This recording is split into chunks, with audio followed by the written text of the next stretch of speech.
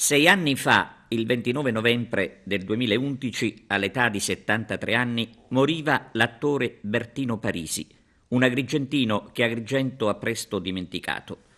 Nella sua cappella al cimitero di Bonamorone, in un libro di marmo, è scritto il messaggio lasciato dal compianto attore. Mi è dispiaciuto lasciarvi all'improvviso, ma mi hanno dato una parte che non potevo rifiutare.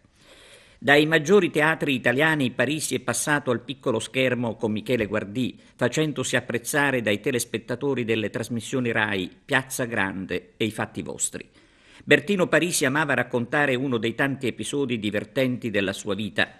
Al concorso per essere assunto alle Poste, ad una domanda sulla sua aspirazione rispose: «Mi piacerebbe diventare Presidente della Repubblica, semplicemente per motivi di famiglia». Diventare capo dello Stato, diceva, infatti, avrebbe accontentato mio padre, visto che avrebbe voluto un figlio importante. Impiegato delle Poste lo è diventato, ma il suo essere attore lo ha portato presto a rassegnare le dimissioni. Di Bertino Parisi si conserva una lettera aperta al sindaco di allora Marco Zamputo.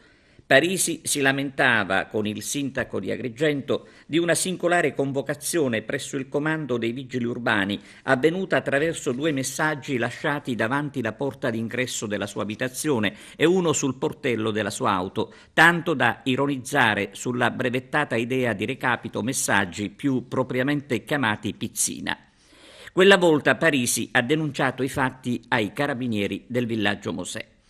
E non si può non ricordare l'ultimo suo gesto qualche mese prima della scomparsa, e cioè la lettera al Presidente della Repubblica Giorgio Napolitano, con la quale Bertino Parisi chiedeva come dovesse morire, considerata la misera pensione che gli era rimasta.